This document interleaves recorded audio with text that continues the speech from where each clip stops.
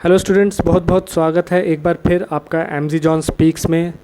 पिछले लेक्चर में हमने 3 वर्ड्स के बारे में डिस्कस किया था under section 2, investigation, inquiry and trial. अब इसी सेक्शन को हम ख़त्म करेंगे 2 वर्ड समझ के। ये वीडियो थोड़ा शॉर्ट जाएगा क्योंकि हम ये सेक्शन ख़त्म करेंगे, फिर नेक्स्ट वीडियो से हम न्यू सेक्शन स्टार्ट करेंगे। तो आइए हम उन 2 वर्ड्स के ऊपर चलते हैं। वो कौन से 2 वर्ड्स हैं? पहला वर्ड आ जाता है जुडिशियल प्रोसीडिंग और दूसरा वर्ड आ जाता है लोकल जुरिस्डिक्शन।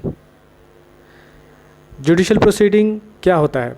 जुडिशियल प्रोसीडिंग वो प्रोसीडिंग होता है जिसमें जितने भी evidence during the investigation collect किए जाते हैं, उस प्रोसीडिंग में वो प्रोसीडिंग क्या करता है, उन एविडेंस को ओथ पर कोर्ट के सामने लाता है।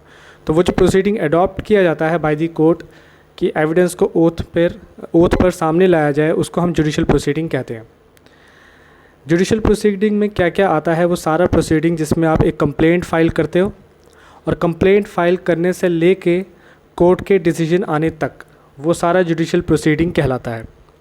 सेक्शन 202 जो कि सीआरपीसी का कोड है, ये भी मैं आपको अलग से समझाऊंगा किसी वीडियो में। सेक्शन 202 का सीआरपीसी इंक्वायरी और इन्वेस्टिगेशन के बारे में बताता है कि जब इंक्वायरी और इन्वेस्टिगेशन को ऑर्डर किया जाता है, जैसे मान लीजिए कोर्ट ने इंक्वायरी या इन्वेस्टिगेशन का ऑर्डर किया और फिर वो इंक्वायरी इन्वेस्टिगेशन जो है जुडिशियल प्रोसीडिंग का पार्ट बन जाता है।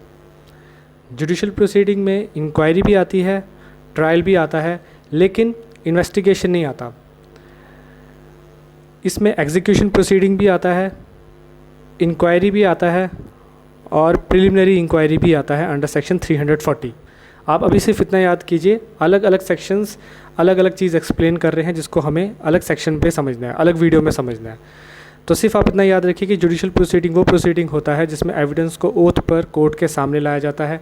सेक्शन 202 इंक्वायरी और इन्वेस्टिगेशन के बारे में बताता है कि अगर इंक्वायरी और इन्वेस्टिगेशन का ऑर्डर हो चुका है तो वो जुडिशियल प्रोसीडिंग में इंक्लूड हो जाएगा, पार्ट बन जाएगा। लेकिन इन्वेस्टिगेशन पार्ट नहीं बनेगा, सिर्फ इंक्वायरी पार्ट बनेगा। क्यों? क्योंकि जो जुडिशियल प्रोसीडिंग होता है उसमें सिर्फ इंक्वायरी और ट्रायल आता है, इन्वेस्टिगेशन करने का काम पुलिस का होता है।